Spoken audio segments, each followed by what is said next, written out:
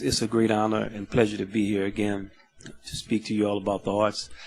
I noticed Mr. LaTourette was talking about the Cleveland Art Museum, and the director that brought that museum to such prominence was a man named Bob Bergman. And I met Mr. Bergman. We both received honorary doctorates about 15 years ago. And we were in the line and we were talking, and I asked him if he could give me an education. I told him I was not familiar with some of the more modern art that he liked. I said, could you give me a tutorial? He said, well, when you come to Cleveland, call me and I will take you through the museum.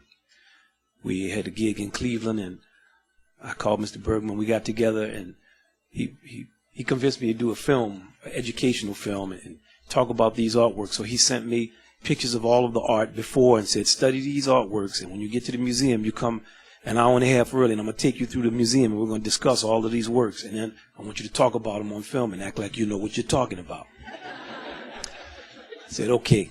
So we went through the museum, and one piece that he was very proud of was the earliest piece in the museum was called the Stargazer. And it was a small figure, kind of milky white color with a flat head pointing up to the heavens. And I looked at it. I said, okay, you love this? Okay. He said, do you notice the optimism in this piece? I said, not necessarily. He said, that's because you don't know anything about art. He said, look at it. So I looked at it. I kept looking at it. He said, think about this. That somebody that long ago was looking at the heavens with that type of awe, that type of reverence and that feeling, and just look at the piece and allow the feeling of the person that created that piece to come into you. He told me those things. I looked at it and I began to see the piece another way.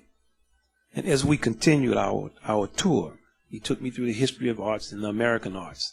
He talked about Stuart Davis, Romare Bearden, a lot of artists that I knew about, French artists, Matisse. And he said, this is all our heritage. And it's important for all of us to know this. And I told Mr. Bergman, I reflected on my own education. I had a very good education, went to a good school, had good teachers, had the opportunity to meet many, many great artists. But many times when I was in their presence, because of the nature of my education, I didn't really understand what made them important. I didn't understand what the value was of the arts. And Mr. Bergman has passed on, but one thing that I'll tell you that was very significant also in that day is he had a group of students come. He had me speak to students. We did a benefit at that same time, and we talked to kids about music and how it comes together with art, and the fact that all of us in the arts are part of one big family, and we train the senses and we train memory, and it gives us confidence to face the world that we are part of something that is great and something that is important and something that is very significant. We always talk about our kids and our children. And the question always is, what do we want to pass on to them? But what about our senior citizens too? The thing that the arts does is it integrates all of us. In our organization, Jazz and Lincoln Center, we always say we don't believe in any gaps of any kind. There's no such thing as a generation gap. And I'll tell you the story of how our band got together. And in the story of that band is also something important about education and important about the arts. Because the thing that always hurts you is what you don't understand, that you don't know. So I played music for many years. We had a band that got together, and all the surviving members of Duke Ellington's great band from 1955 to 1974 were going to play with members of my septet, and we were all in our late 20s, early 30s. So we sit down in this rehearsal with all these old men that are like our grandfathers. We start to play, and of course we're used to playing loud. We don't know that it's loud because we've only played loud our entire lives. We have no idea we're playing loud. That's how we play, loud.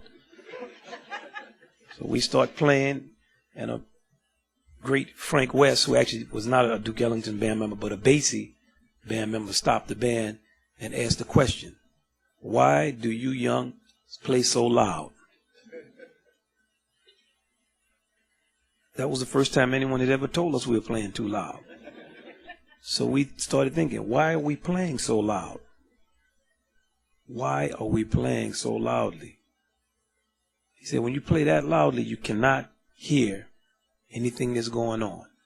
And if you can't hear, you can't play music. So from that moment, we started to concentrate on playing at a much softer volume. But in that experience, we began to understand that there's no such thing as the generation gap. We learned so much from those members of the Ellington Orchestra and the Basie orchestras about how to project our own personalities, how to play in balance, the significance of living history, the fact that we're part of a continuum, and that continuum has produced some of the greatest art on the face of the planet Earth. And the question for us is, why don't we feel it's important for our kids to know this? Why is it that it's always a struggle for us in the arts to say that the American identity is something significant to bring to the world? Why is it always the feeling that the arts is the last thing to think of? And I'm going to conclude by saying that many times we justify training in the arts to say it helps people with math or it helps them with sciences, or music is super math. Math helps people with music. Music is not, we don't play music to learn how to add, and we know how to do that. Calculus. Music is a way to converse and to face the world with confidence. And our country has produced some of the greatest musicians, some of the greatest thinkers in the arts, some of the greatest poets. It's incumbent upon us to take a leadership role and say, these things are important to us. And in this time, our time of need, it's important for us to return to our real identity and to integrate our country in fact, because it already is. We're talking about John Philip Sousa. John Philip Sousa's music and the marches, how they're related to ragtime, and how ragtime is related to two-beat music. And as we go around the country and meet with people all the time, I often wonder, why would 60 or 70 parents in Brighton, Illinois, wait for an hour and a half to 2 hours after a concert so that their kids could meet with some musician from somewhere to talk about music? Why do people wait in Sacramento, California?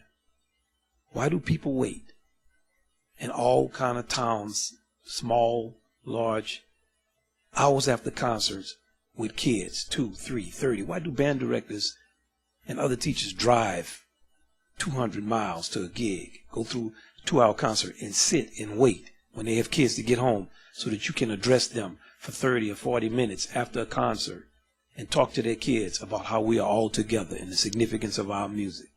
Why do people have such emotion around this issue? It's because we know that that is the life that we've lived, and it is the most significant thing for us to pass on to our kids, the best of who we are. So I'm deeply honored to be here and to speak about the arts. There is no greater task that confronts our nation in this time than coming to grips with who we are from an artistic standpoint. Bless you. Bless you. 2 times. The arts are laid out for us. The artists have done their work. Thoreau did his work. Whitman did his work. Duke Ellington did his work. John Philip Sousa did his work. Gershwin did his work.